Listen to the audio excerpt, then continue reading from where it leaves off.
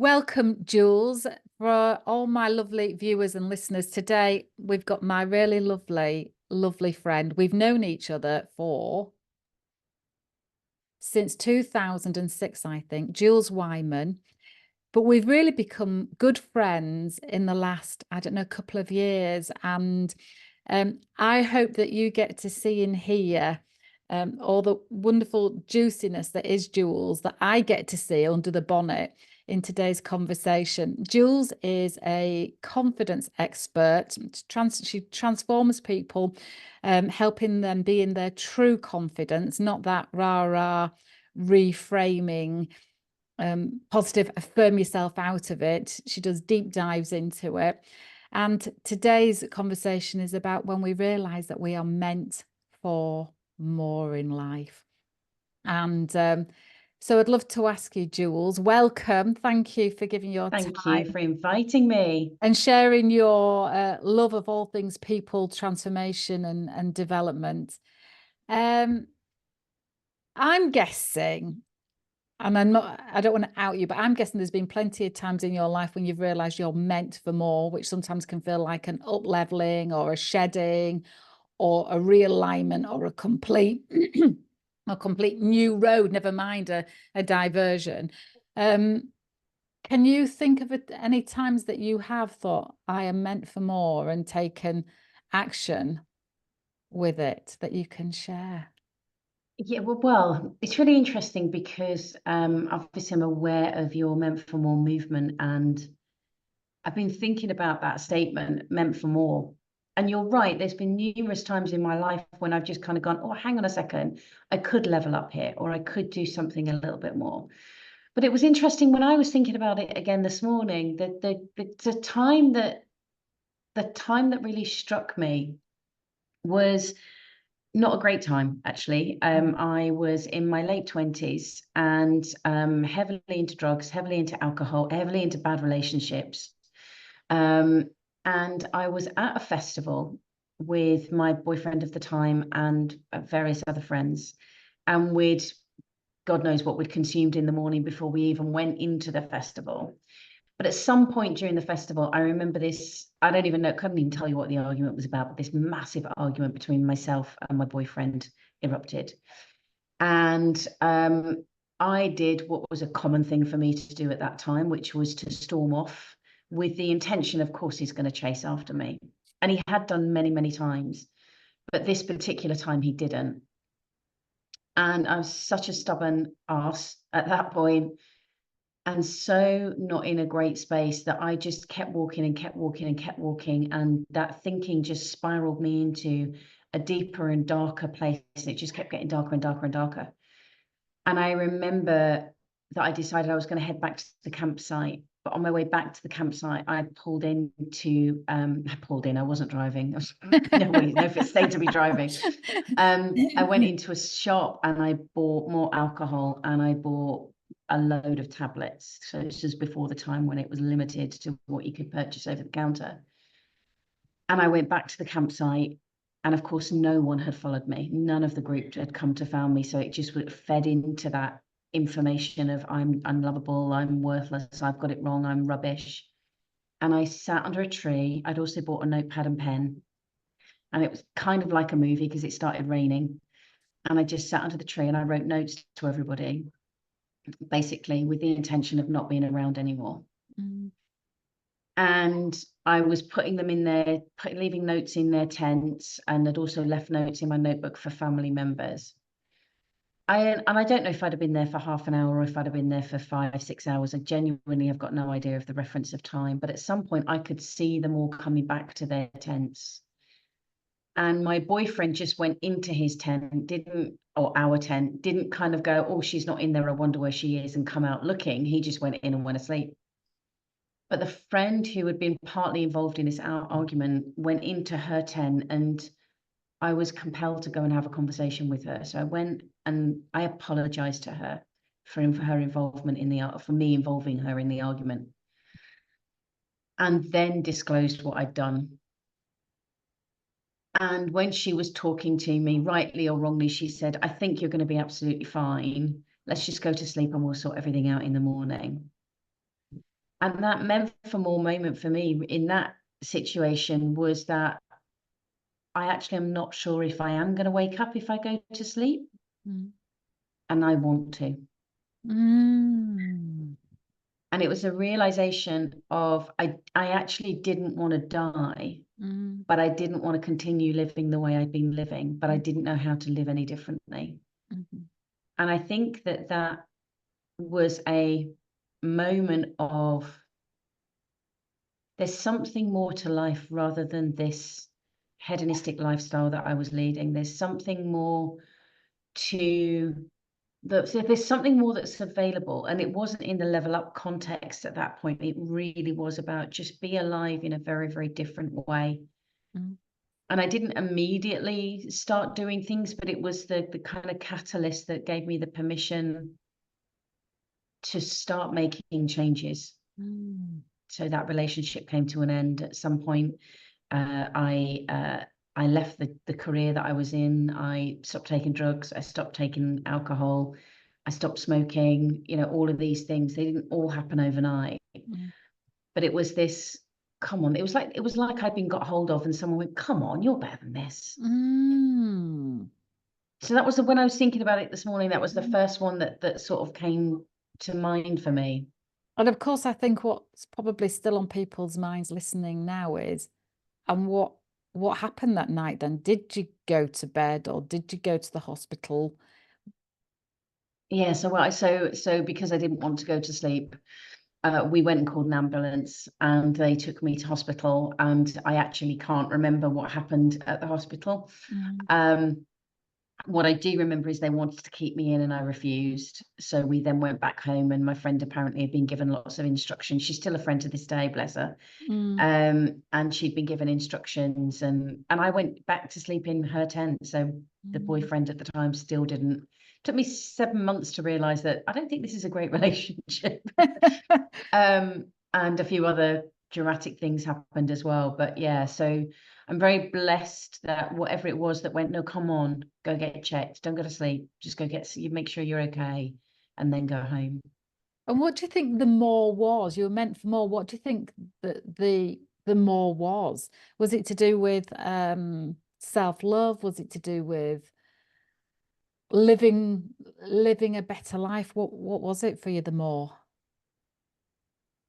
I don't know if I'd have been able to articulate it at that point, because I think there was a striving from when I was younger to want to feel special, I think is probably the only way I can describe it. I always wanted to feel special because I never felt special. And I think having had the thousands of conversations I've had with people now, and I'm sure that you experience this as well with clients, is you kind of notice these patterns that come up, and wanting to feel special, be unique in someone's life or in some way is a common theme. So I recognize I'm not unique in that. But I think that what it was in that moment was, you're worth more than this. Mm. And I probably wouldn't have articulated it that way. Mm. But looking at it from the lens now, you know, you're worth more than this. There's something, you don't have to be. The image that keeps coming to my mind as we're talking is a hot air balloon. Mm. And I think it was one of those moments of me realizing that the hot air balloon could lift off. I just need to put some things down in order for it to be able to do that. Mm. But I didn't know what it was lifting off to. But I just suddenly was like, oh, hang on, there's a potential here that I'm not addressing, I'm not using, I've not even looked into. I don't know if that makes sense.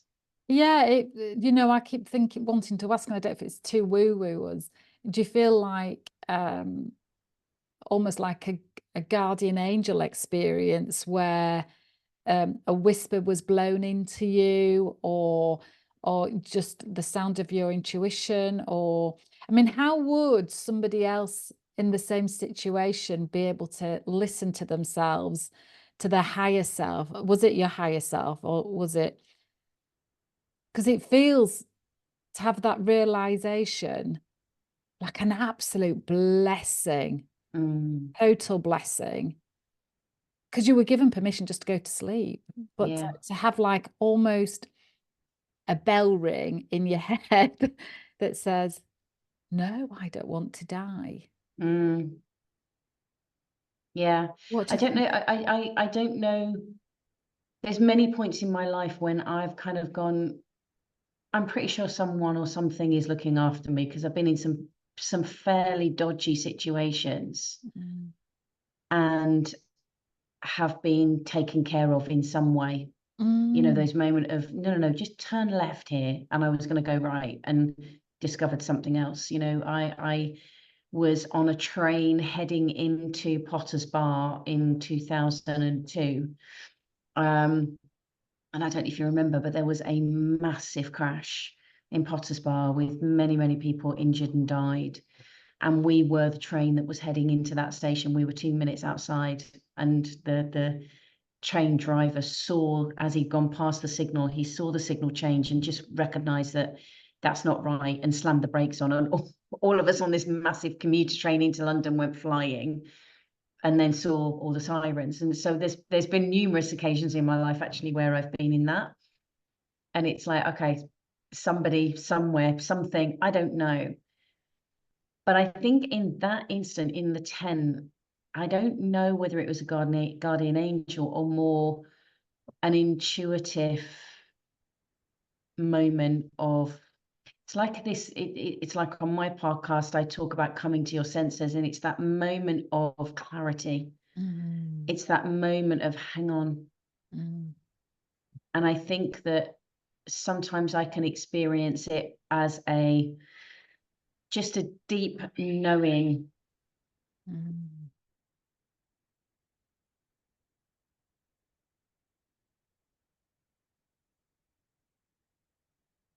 To anybody watching, this looks like you're getting a message from God. Like, hang on a second. I've got the big man talking to me here. I'm going to mute it because it's a conversation between me and him. But so those of you that don't know Jules, her office is in town, and in a very famous part of town at the end of the shambles. But you pointed up, is the fire alarm going off or Yeah, something? they do. I forgot that they do a fire alarm. I've only been in the building like 14 years, and every Tuesday I forget when it goes off. It goes off at 11 o'clock. But it And did I look completely like, forgot. hang on a Oh, it's second. God's now speaking to me. Hang on a second. He's giving me clarity. So it's that deeper knowing. I had thought you might edit that bit out, but it's fine. You can keep it in. Oh, it's too funny. Might be the highlight for we know. But I think the for me, it is that deeper knowing, and it's just having that clarity that so hard to articulate and Mm, experience.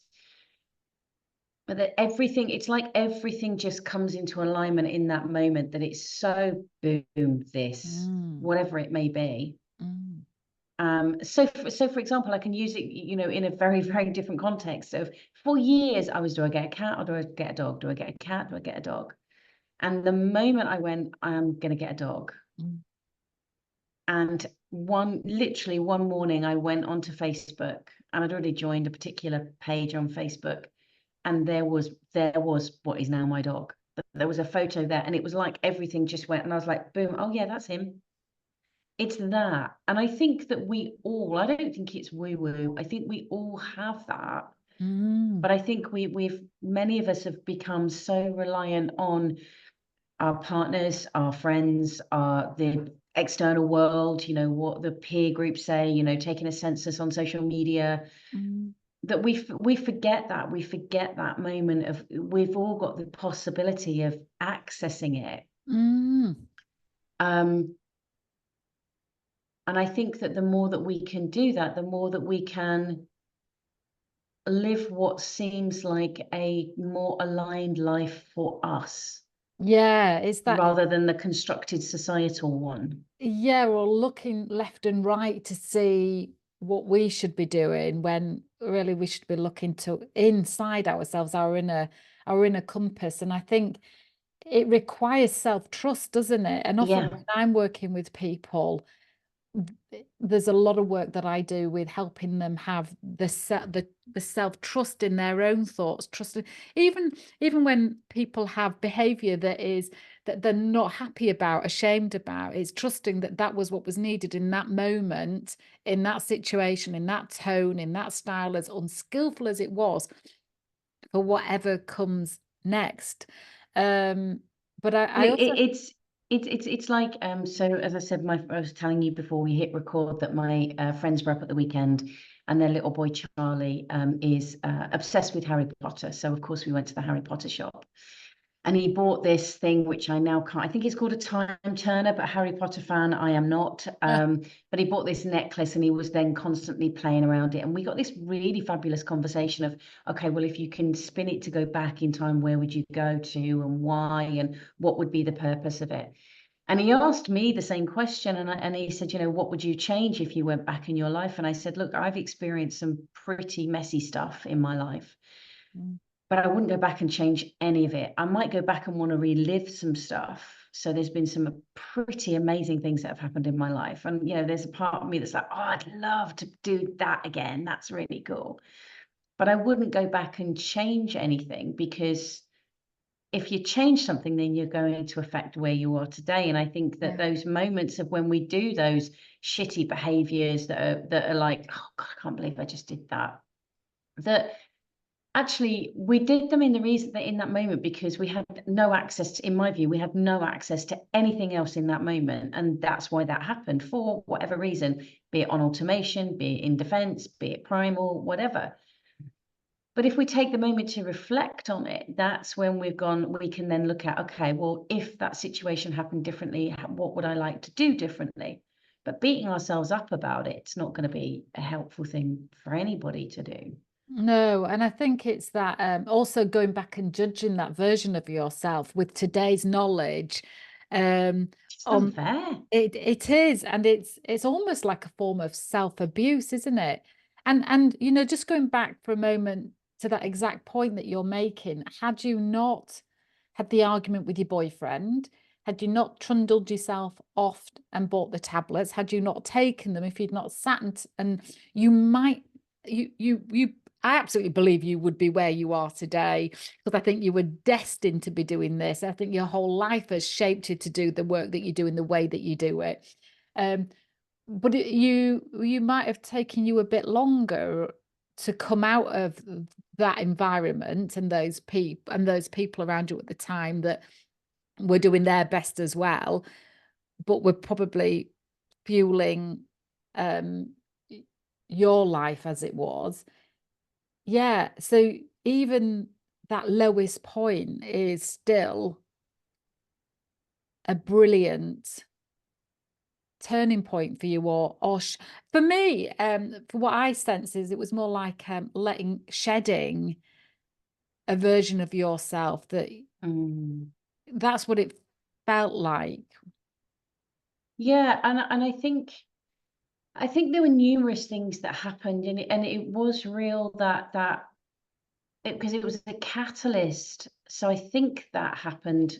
My time frames are a bit rubbish, but I think it happened in sort of 2000, 2001, and it was a catalyst for a number of things that then going to the point of being meant for more was, I then discovered and back in the day, because there was no internet then that we could access anyway, a newspaper advert for a trek in Peru. Mm. Now, I wasn't somebody who exercised. I wasn't somebody who'd ever really traveled massively, because I didn't have the money to.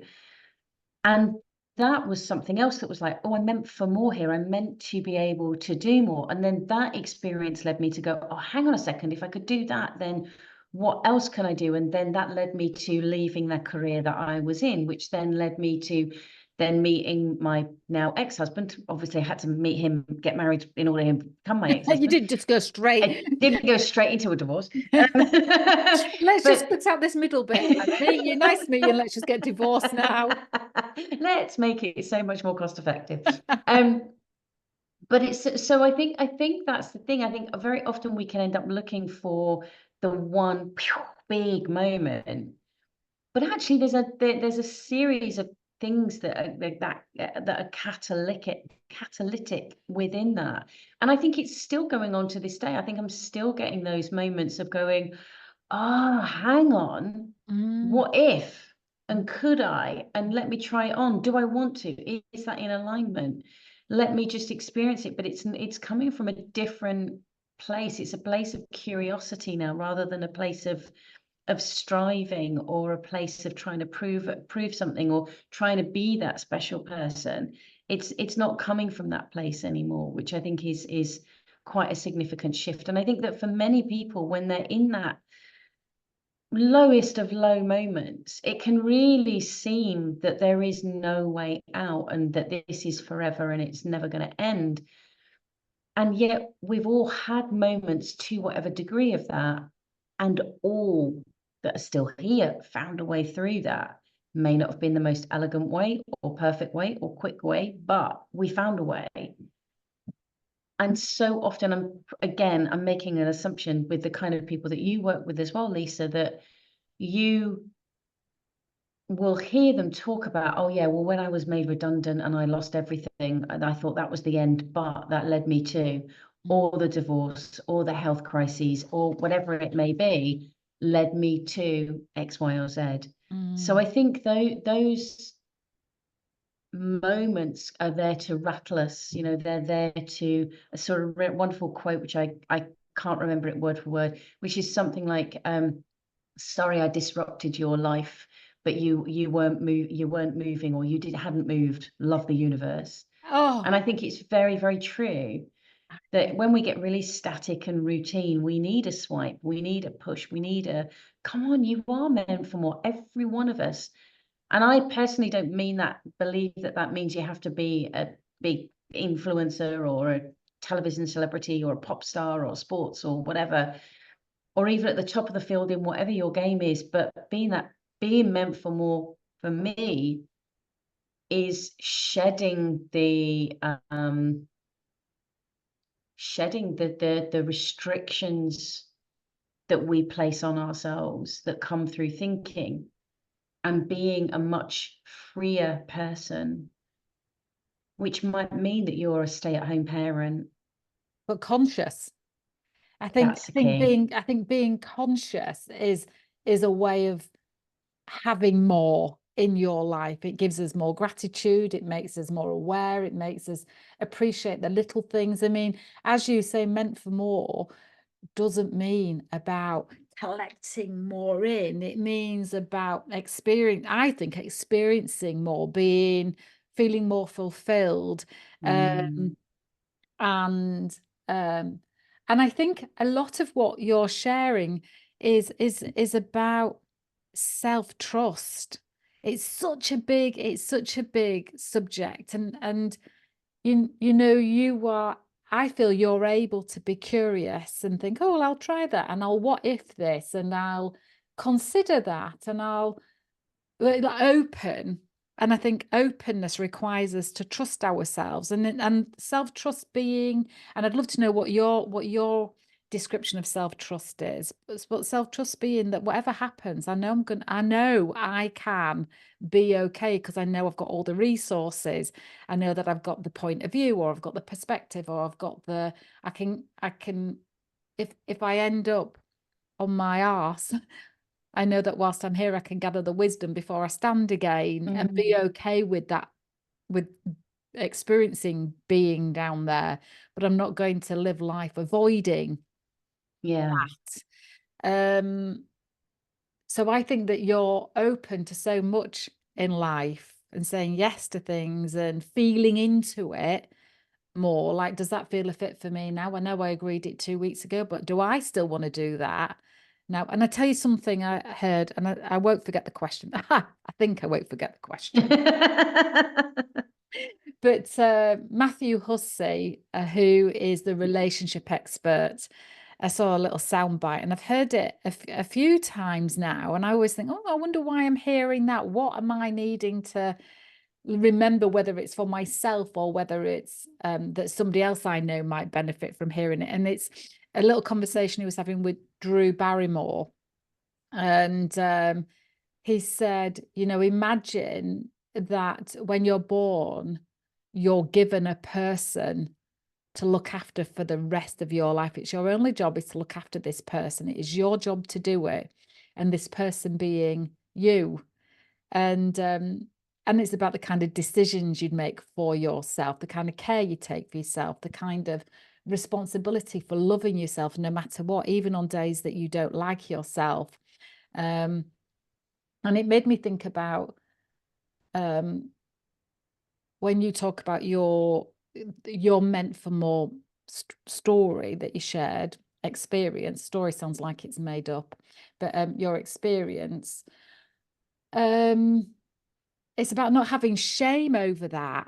That was your, because I believe that everything that happens to us is meant for us, and meant, or even everything that happens through us even is meant for us. And that I have a guiding principle that is to trust that life is always working magically. So even when I'm on my knees over something, whatever it might be, I mean, people make assumptions that folks like you and I don't have moments on our knees, which would just be bypassing emotion if we weren't to be on our knees. So, so for you, how would you describe self-trust if you were sharing it with somebody who had no concept of it? There's just so much richness in what you've just disclosed and shared and asked. So for me, self-trust in its simplest format is giving yourself the permission to have a go without attachment to the outcome, Mm, and then being able to learn from the outcome. that's brilliant. Permission So to have a go. permission to have a go without attachment, and then reviewing the attachment so that you can learn, reviewing the outcome so that you can learn from that. So for example, I did a tandem skydive, however many years ago that was. I think it was 2011 or 2012. And I trusted the person that I was strapped to, and I trusted the equipment. I didn't trust myself to do anything other than jump out of that plane. To be quite honest, if you do a tandem skydive, there's not a lot of jumping involved. It's more falling and them kind of, them in control of that. But I trusted myself to have a go with that,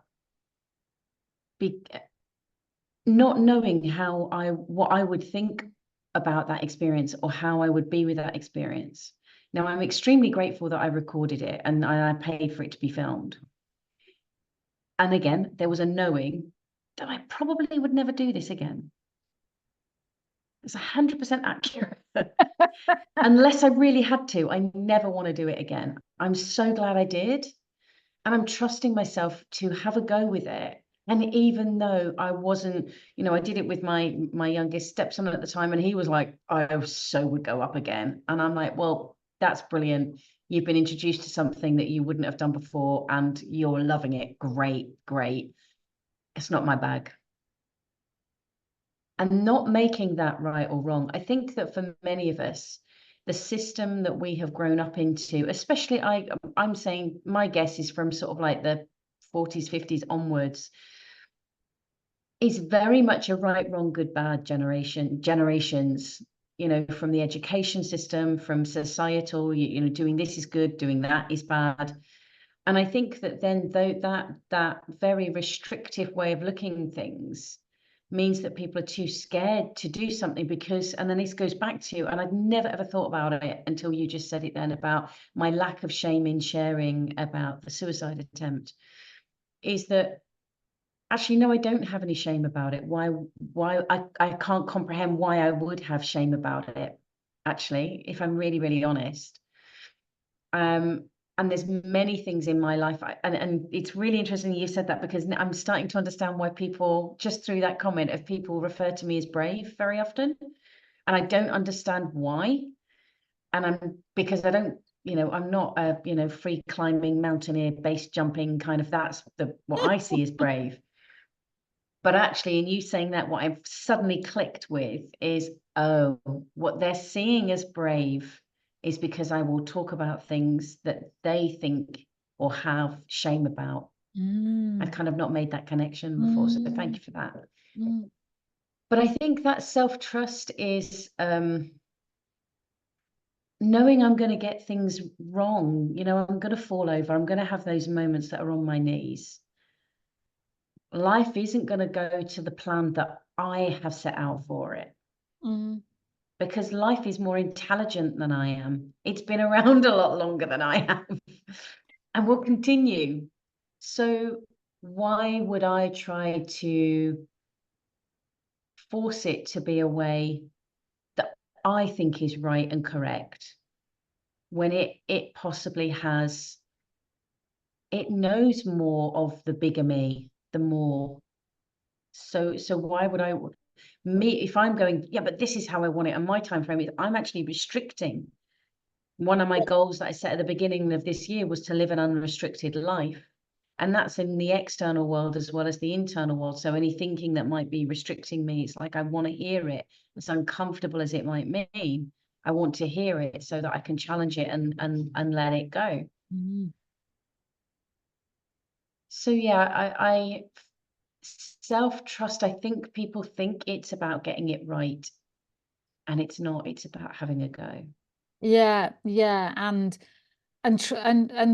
believing and trusting in our own resource that we will be okay, even in the worst case scenario, and being curious about just what is possible. I mean, we talk about this about, when we get over fixated. So your sentence about self-trust is having a go without attachment to the outcome, and it having maybe a point of view of, what if the outcome is better than I could imagine?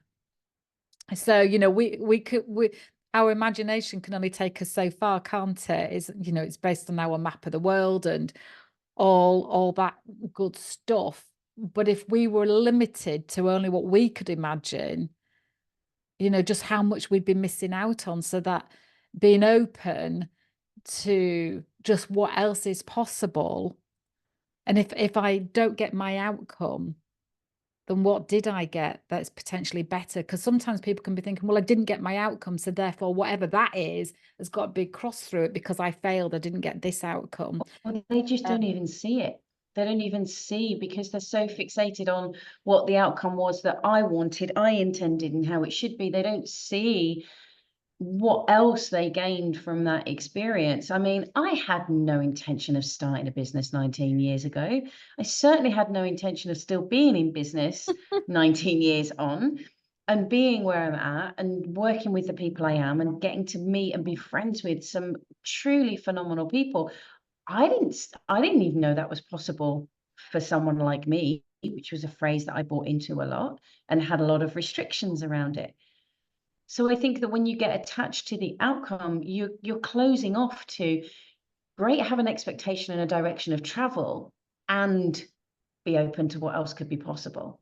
I can't think who it is. It might be one of the guys from The Secret. Name a couple of them. Greg Braden, Jack, Jack's Dooley. gone out. Oh, yeah, Mike Dooley, yeah. Mike Dooley. I think he says, do affirmations, but don't be restrictive with them. So if you say, I want to,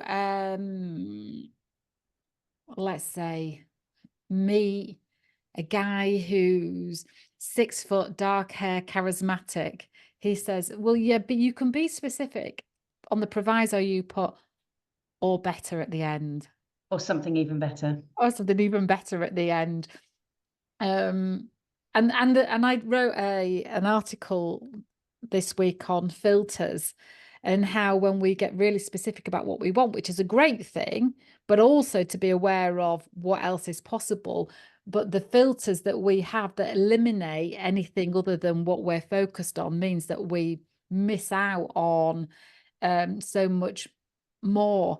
I think I feel pulled back to the conversation about because it feels really relevant to today. The conversation that we started off with about was about taking tablets, and I feel like I just want to share a tiny bit about myself. When I was 16, I was living with my stepmom, and my mum sadly passed away by suicide. We're not allowed to use the word commit anymore, which is, but she was very committed. So, but, and my patterning as I grew up was what we would, my mum had very bad depression. And so there'd be an argument at home and she'd take an overdose and she'd be in hospital. And anyway, of course, there was a time when she died, of course. And so my patterning would be argument, attempt suicide. But I lived with my stepmom, who didn't like me, and my dad and my two sisters, and my stepsister was at home at the time. And I was very isolated and very psychologically abused by her. She'd let me know how worthless I was. And I remember thinking my only way out is to take an overdose. And that was just my patterning. It wasn't even a big decision. It just seemed the right thing. And that night, but I took junior discipline, and I did not know, I did not know that 20 junior discipline wouldn't do it. But once I took them, I felt a relief that I did not have to put up with the psychological and emotional abuse, the isolation, the rejection, the constant criticism that my soul felt like it couldn't combat. It was just constant. And my stepmom came in my bedroom that night and confirmed that I'd made the right decision. She was saying, "You're worthless. Nobody likes you. Your father can't stand you." And I lay in bed thinking, this is great. I won't have to wake up in the morning. At no point did I regret it. And they say that the people, when they attempt to take their life, you imagine the equivalent of jumping out of a building, that by the time that they've jumped out of a 10-story building, which is probably not the best metaphor, but it's the one was shared, by the time they pass the 8th floor, they've changed their mind. But I wasn't experiencing that. I just felt this incredible relief that I was going to be out of this really awful, awful situation. And then when I woke up in the morning, I was devastated to still be in the same environment. And I'm now very, very glad that I did wake up, but it felt so beyond my ability to get out of it. I tried to run away. The police made me go back, even though I was, 16. And it was so bad. I remember one time my stepmom making me eat something out of the bin, and at the side of her, she said she didn't believe I'd eaten the fat on my plate, so she got it out of the bin for me to eat. And at the side of her was a knife. And I can remember it as clear as day that I thought, I've got 6 months till I'm 17 to leave home, and then nobody can ever make me go back. But those 6 months feel like forever, absolutely forever. And I contemplated killing her. I weighed up, will 15 years feel as long as those 6 months? Because I thought I'll get 15 years. Now, I'm not here to say, and I'm out, and but to be in those really difficult, what seems like no way out environments, I didn't take action, but I did keep telling myself at some point I will be free of this, and I will do something remarkable with my life once I am through it all. And I think that's I think for me, what kept me going from not from not following through again was the hope that I was having this experience for a reason, that this is such a profound life. It can't be for nothing. It can't be just for me to go and, you know, not in some way make a difference to other people. But I don't work with mental health. I don't work with depression or mental health in any way. But I do know that that was my university of life, and that it was my education. And so I feel that just exploring that a little bit more, less about it being a story about me, but more about it being so present today with the levels of people that are taking their own life. I didn't think the conversation would go in this direction, but we dare to go. That's the courage part, isn't it? That Yeah. that it's not to say that anybody's situation isn't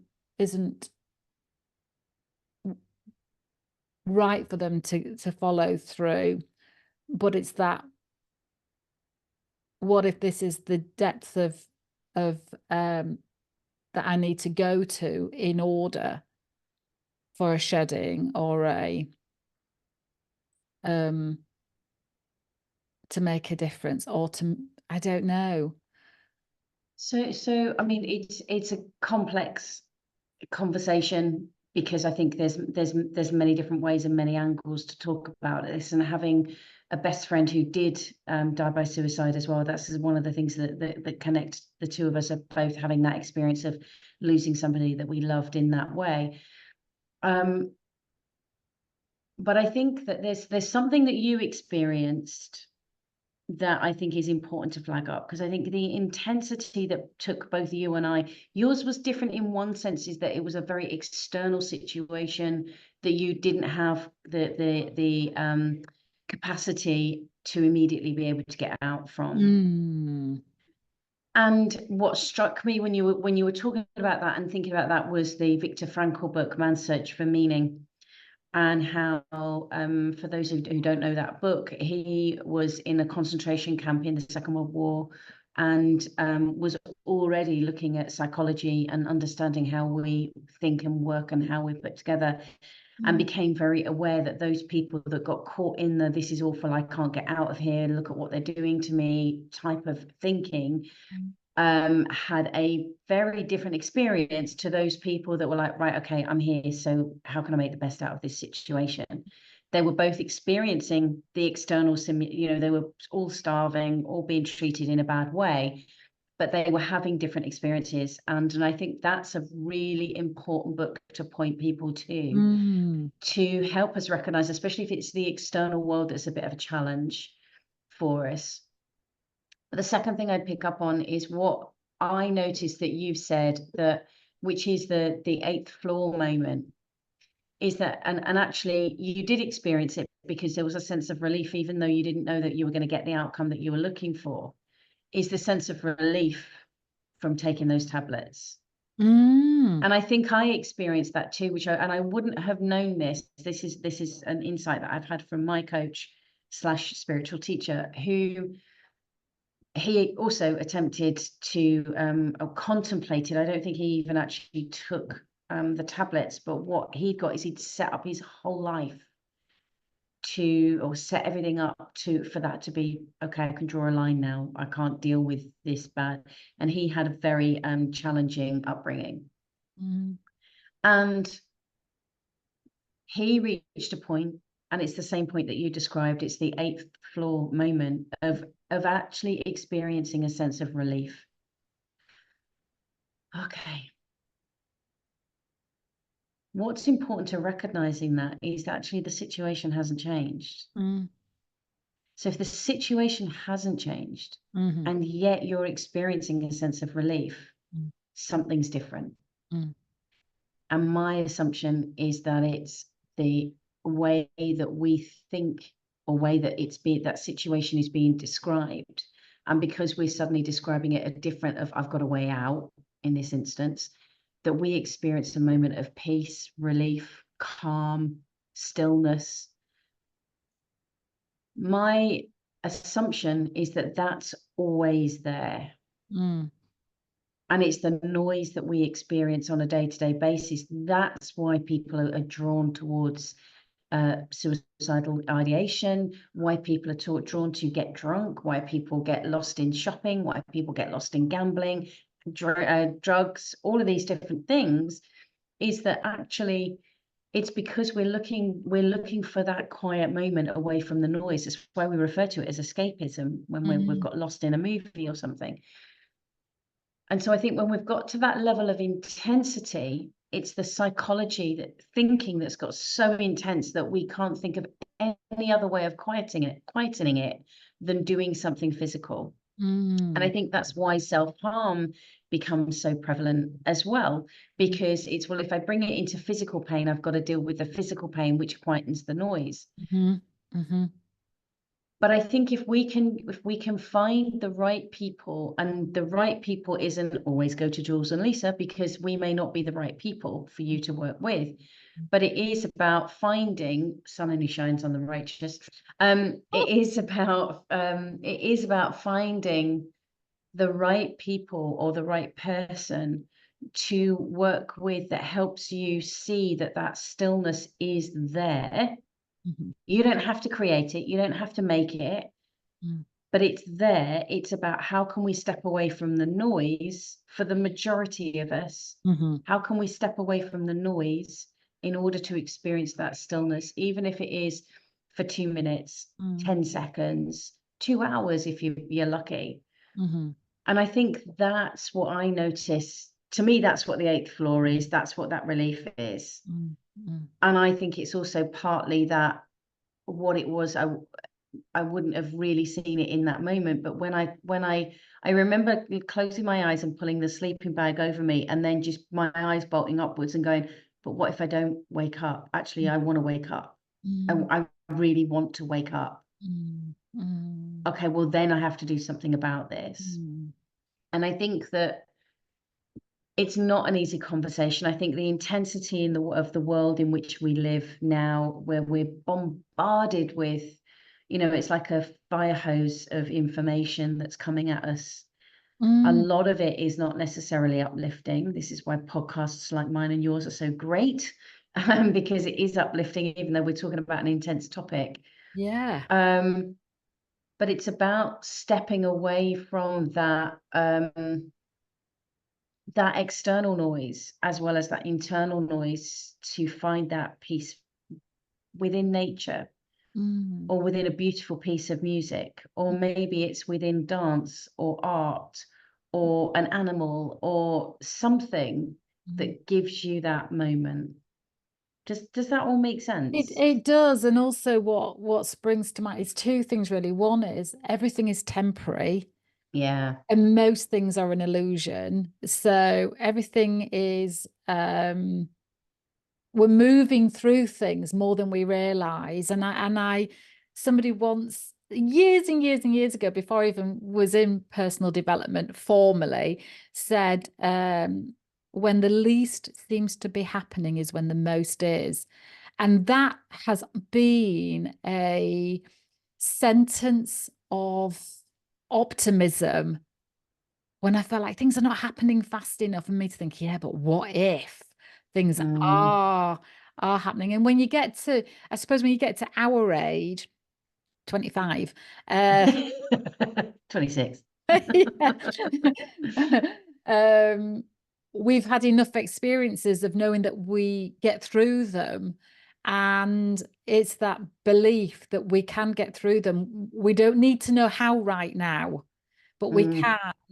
And also the other thing, which is about it being okay for us to feel low. I often have moments of, or even days or weeks, or when my energy is low, when my mood drops with it, and not having to what's the word? Like shake myself out of it, but being okay with being with it, because I'm not spiraling into it. I'm just finding a way of being in that stillness that you spoke about, and not panicking my way out of it. And then the bit that you said about being in nature, or some movement, was I saw another little clip about that when the muscles contract, they release a chemical that is called the hope chemical, that is an antidepressant for the mind. So when they, Interesting. yeah, I wish I knew the actual, they do call it the hope chemical.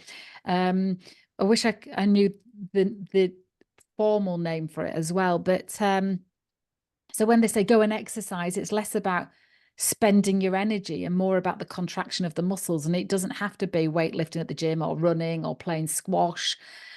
It can be a gentle walk. As long as the muscles are contracting, they're releasing this chemical, which is, yeah, which is known as the hope chemical. I love that. Um, I'm just wondering, what's your reflection on, because our conversation, and you run your podcast so beautifully, and I put the link to your podcast in the description. Um, but we trusted that we don't start off with a plan of questions, either of us, not because I'm lazy, mainly because but because that then just restricts the possibility of where the conversation can go, and it's back to that self-trust, isn't it? Trusting you and I will feel where we're meant to be speaking in this conversation, which is for the highest good of anybody listening, but without controlling the outcome. And so many things feed back to what we've said. If this conversation was meant to be exactly as it was for the highest good out there, what would your reflection be on it? Which is a bit of Well, an open-ended question. yeah. I think that I love that we've spoken about self-trust, because I think that's, going to the point of us not having set questions and trusting that the conversation will go where it goes. And even if, like, there were a couple of times you're like, actually, I just want to go back to that thing and just talk about that a little bit more, not feeling that you've got to push on or change the subject or control it. And I think so many of us, I don't agree with the phrase control freak. I believe that the phrase is accurate, that's more accurate, is that we're control addicts. And I think the thinking mind is a very controlled process. That's what it wants to do, is try to control and restrict and all that sort of thing. So I think that trust is also something that is a lot more freeing when you fall into it. It's the Indiana Jones, and I think it's the Temple of Doom, but I could be wrong. I apologize to any Indiana Jones fans. When he steps out, he ends up throwing some sand out, and there is a bridge there, but he takes that step in faith. It's that, we have these phrases on our language, leap of faith, for a reason, because Mm, it's not about I'm going to get it right. It's not about I'm going to I have to make sure that everything is present and correct and perfect. And if I've got a bunch of questions that I'm trying to fulfill in an interview, then actually, am I really present with the person? Am I mm, really listening with them? Am I being my whole self as much as I can be in this moment? And I think that that's what we're missing. And my other reflection on this conversation, which has just hit me like how have I not seen that before? Which is the thing about the shame and not having shame about. There's many things in my life. I quite often will jokingly talk about some of the things that I got up to, especially in my teenage years, in my 20s rather, that could be deemed as embarrassing, actually. And yet there's probably still a hint of embarrassment there, but I know that that young woman mm, so hated herself. It's not even she had a bit of dislike. She mm, absolutely hated herself. mm, And if she hated herself, then of course she's going to do those behaviors. It's an equation. Those, desperate people make desperate decisions. mm, And so therefore it's understandable why she did the things that she did. So I'm not angry at her. I don't have any regrets where that's concerned. And I also don't have shame. mm, I do have a tinge of embarrassment, but I don't have shame, mm, because To shame would be to restrict it again and then to put it into the right, wrong, good, bad categories. And why would I want to do that? That's just not Judgment. helpful. It's judgment. And I think there's enough of this in the world, and it's just not needed. It doesn't, to my mind, I can't see how judgment to check whether that's the right food for me to eat or whether that animal is dangerous for me to go toward or not. That's really helpful. But actually, I think that's more evaluation than judgment. Mm-hmm. But the judgment that so many of us have, especially toward who we think we are, I think is so unfreaking fair. And it's lacking so much compassion Yeah, that we probably extend to others, but not to ourselves. yeah. And it almost feels like that we have an opinion on ourselves because we think other people will. So we have it first. There's that kind of belief that you hear My people mum say, always used to say, I've got to put myself down first. I'll say it first before anybody else does. It's like exactly. nobody else is going to say it. So why would you say it in the first Yeah. place? Yes. Um, and so we fall into like these kind of group beliefs, don't we? Mm, And find it interesting that our meant for more conversation brought us both to suicide, really, and um, and and who we are today in the way that we are in service to others and not necessarily in service to people that are in the same position as us, but we've yeah. taken it and it's enriched our tapestry of who we are, how we listen, what we see. Um, and I don't know about you, but I always knew as a child growing up the way that I did that I wonder who I'll be if I've had this childhood, why I've had it. I wonder. And I don't know if that's helpful for people out there that are really struggling and maybe listening to us now or some point in the future. I wonder if that question of, I wonder why I'm in this situation now that will be for my future self's highest good. I I don't wonder know what if that hidden gifts there are. yeah. And it What probably strikes me as you say that is just remembering a client of mine years ago who was extremely senior in the corporate world, had gone through this awful bullying situation where she'd had to leave because it was so bad. And she was just, I can't believe this has happened in my career, yada, yada, yada. She was in her late 40s, I think, at the time. And I remember saying to her, there's a gift in this. And I remember her swearing at me so much. How could there be a fucking gift in this? Rah, rah, rah, rah, rah. And years later, still working with her, and she just looked up at me. Something clicked in our conversation. She looked at me and she went, "There was a gift in that, wasn't there?" Oh my God, I can see it now. yeah. But it took that time, and sometimes it takes months, years worth of distance to be able to see the gift in something. But I do think it's always there. It is, and it's about perspective, isn't it? It's about perspective, and it's about sometimes you have to let go of a belief in order to receive the gift. Yeah. You know, if we're in a position of thinking it's all their fault, they shouldn't have treated me that way, then maybe that thinking or that belief restricts us believing that it was a gift. Um, darling, you've been a gift, a total gift. And I can't thank you enough. This might be split into 2 episodes. I don't know where we'd split it up. No, I'm just going to put it I out haven't as got a one. clue. I haven't got a I'm just going to put it out clue. as one and people can pause and go back. But I thank you so much for all this wonderful insight and that it's been so real, no agenda, no, as you say, no questions. It's just been so real and I think unsurprising that we are such good friends. Mm, And with that in mind, I'm thinking of doing, for anybody that's would like to come along, an event for International Women's Day on the Sunday the 9th.